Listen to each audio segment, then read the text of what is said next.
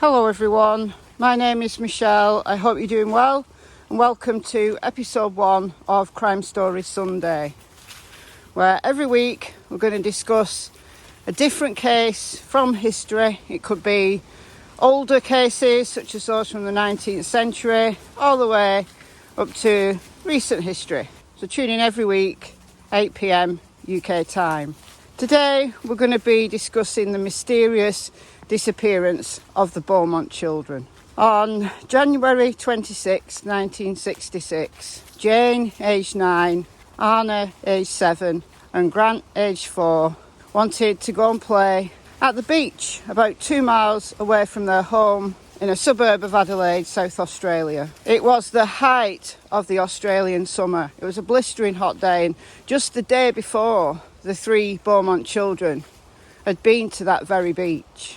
Jane at 9 was the eldest, and she was a shy, responsible, serious girl. She was much more mature than her years, and her mother trusted her to look after Arna and Grant. Different times back then, really, the 1960s. People weren't as aware of stranger danger, child abduction, as they are today.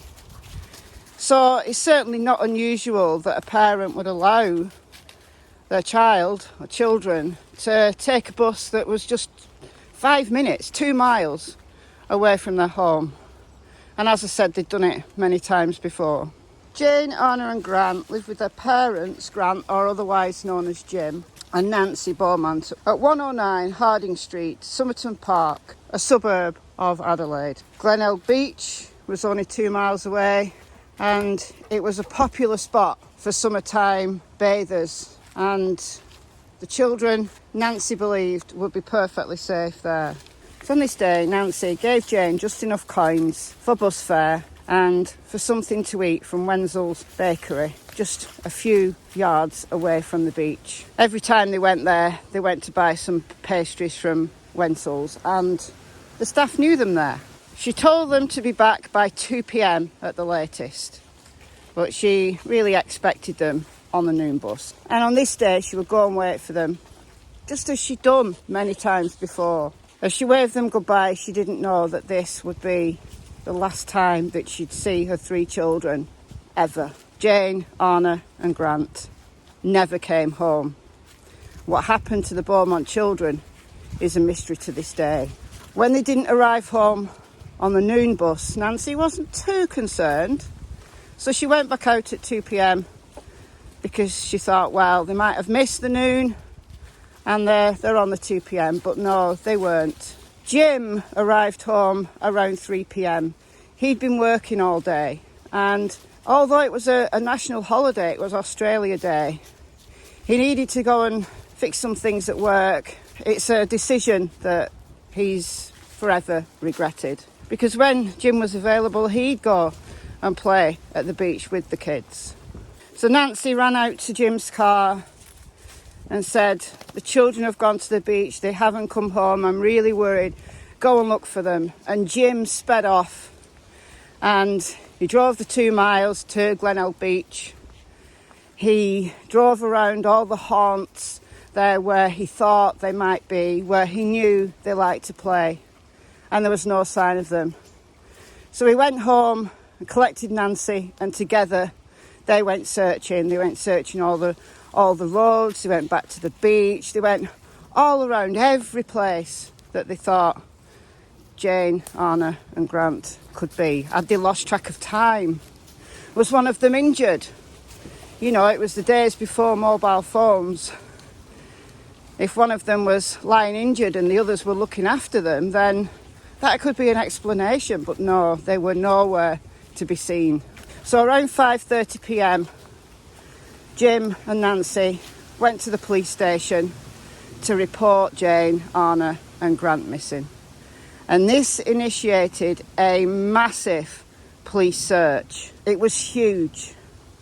By the next day, the story had gone nationwide. Newspapers all over the country were reporting about the vanishing of these 3 beautiful children at a place that many people were there. It was the height of the Australian summer. It was in broad daylight. What on earth had happened to Jane, Arna and Grant? The day after, on the 27th of January, police divers went into the marina, found nothing. They drained the marina, found nothing, because they thought the children could have gone in there and drowned. But all 3 children drowning all at the same time, it was unlikely, but the police tried everything. The police appealed for witnesses and several people came forward. Now, some of these witnesses reported seeing the children at a grassy area called Collie Reserve, playing with a man. He was described to be in his mid-30s, a sun-kissed complexion, the height of summer, with light brown or dark blonde hair, slim, tall, thin face, and wearing swimming trunks. They didn't think anything of this. The children seemed comfortable with him. They were playing with him for quite a while. One elder couple sat and watched them play and had no concerns at all. You know, just thought that these kids were being cared for. The man helped get them dressed, and he even went over to one witness and said that they'd lost some of their belongings, and had they seen them, and they just said no, there was no red flags at all. The last confirmed sighting of Jane was at Wenzel's Bakery, where Jane went in every time they went to the beach to buy some pastries for herself, Arna and Grant. On this day, however, staff remembered that Jane came in, bought her usual pastries, but also a pie for the man. What's even more alarming is that staff remember that Jane paid for these things with a £1 note. Nancy's heart sank because she knew she'd given Jane coins, just enough for the bus fare and for their treats. Nancy was petrified. Jim was out of his mind. As you can well imagine, they thought the worst. They thought they'd never see their kids again. And they were right. They were right. But Jane, she was a shy, responsible girl. She wouldn't go off with a stranger, and she wouldn't allow Arna and Grant to go off with a stranger. She would have raised the alarm if she was concerned about their safety. They were comfortable with him. So it seems to me that this man perhaps had been grooming them for a while, that he frequented that beach often. He'd seen Jane, Arna and Grant playing, and he gained their trust. That's why they were happy for him to help get them dressed, to play with them in the sprinkler, the kind of little water fountain where people wash the sand off their feet, and eventually walk off with him to their fate. One story that Nancy remembers and regrets not acting on this was that one night, after being at the beach, Arna had said to her that Jane had a boyfriend there at the beach. But she was 9 and Nancy didn't think anything of it. She thought they got, a little friend. And little girls, as they do, just call it a boyfriend. But looking back, that news became much, much more sinister. Much more sinister. Where did the Beaumont children go? What happened to them? 56 years later, people are still asking that question. But over the years, there's been sightings and speculations, even suspects in the case, several suspects, in fact. So let's discuss who those people are. 2 years after their disappearance, a series of letters were sent to the Beaumonts. One of them allegedly written by Jane herself. The letter stated that they were being cared for in the state of Victoria, but the man was willing to give them up and let them come home. They had to go and meet him at a designated place. But hopes were dashed when they turned up at that meeting place with a detective. But no one turned up. It was a cruel, cruel hoax. Many years later, after the development of forensic technologies, those letters were analysed. They were a hoax, and a 41-year-old man was highlighted as being the sender. It's incredible that they could pin it down. But he was a teenager in the 60s, and he wasn't charged with any offence. In November 1966, so 10 months after the children's disappearance, the case gained international attention, and a psychic called Gerard Crosset became interested in the case. He was from the Netherlands, and he actually flew over to Australia, and he pinpointed a spot where he thought that the children were buried. And this was a building site where recent concrete had been laid, very close to the children's home and close to their school as well. There was some kind of testing done, but a complete excavation wasn't done until many, many years later when that site was redeveloped. But no bones were found, no bodies, nothing. So the psychic had been wrong. So who were the suspects? As I said, over the years, there's been a number of suspects, and I'm not going to go through every single one. I'm just going to highlight some of the ones that have been kind of discussed the most and considered the most serious by the police, who are still investigating this case. There is still ongoing investigations. Indeed, there's still ongoing media interest in this. So probably the best known of these suspects, as discussed by the media, is Harry Phipps. At the time, he was well off. He was well known in the local community. He had connections, shall we say. He was a factory owner, but he was known as a violent man. There was a book written called The Satin Man about the disappearance of the Beaumont children.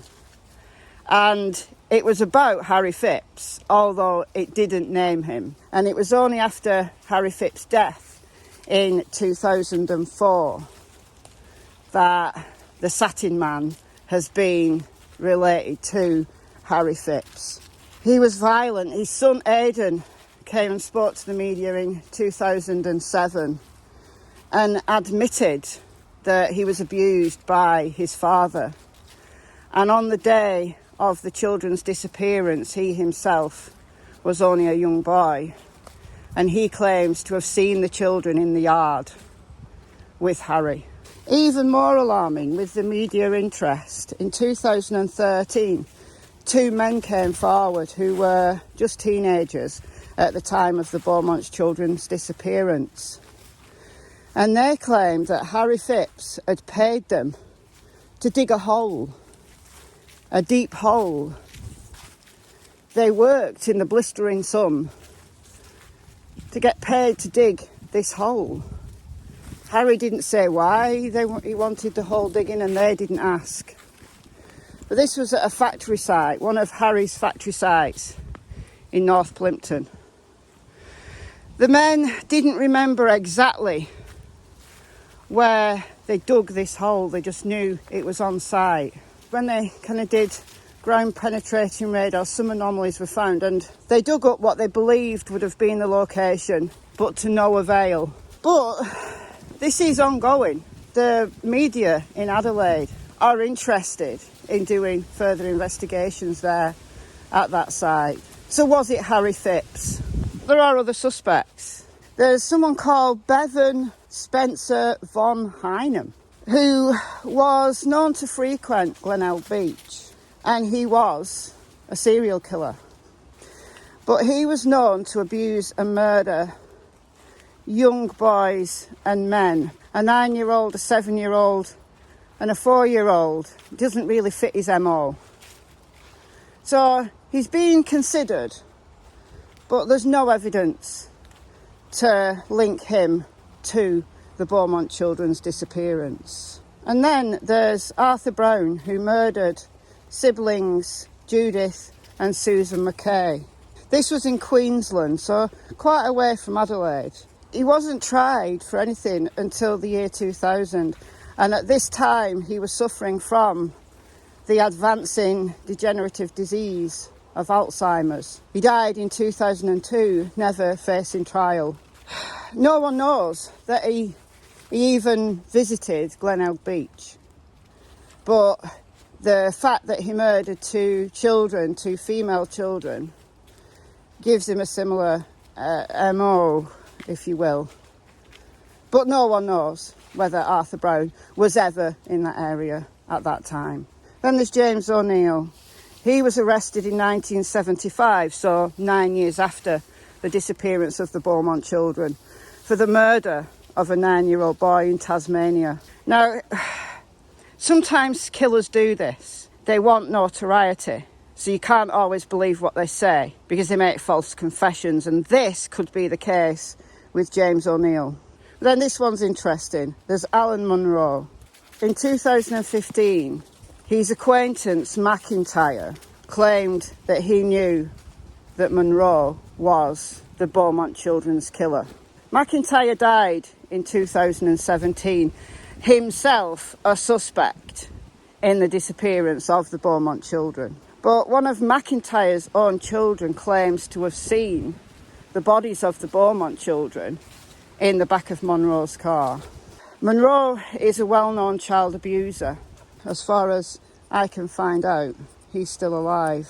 He's currently serving time for his offences, but there's no evidence.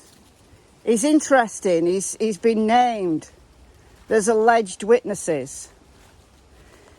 But would McIntyre's adult daughter trying to get Munro into trouble to take heat off her dad?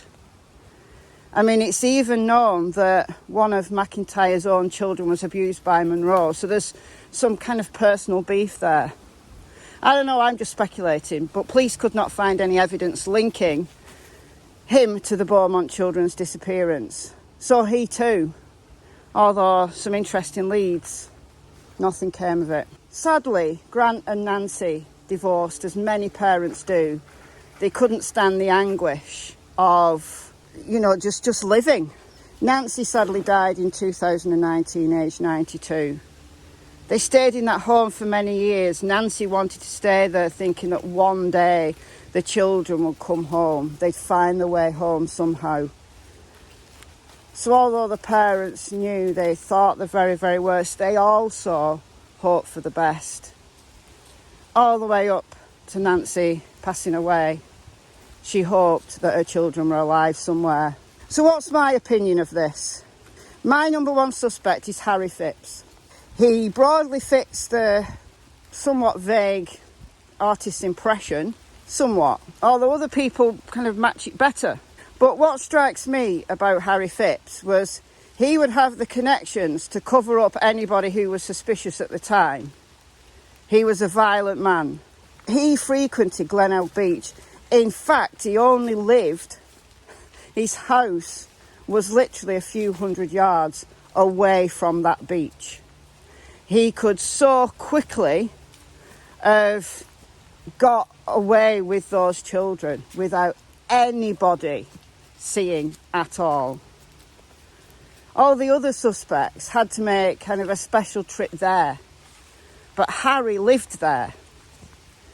So for me, my number one suspect is Harry Phipps. But what do you think? Let me know in the comments below. I've been Michelle. I hope you're well. Hope you've enjoyed episode 1 of Crime Stories Sunday. Same time, same place next week for another new case. Bye, guys.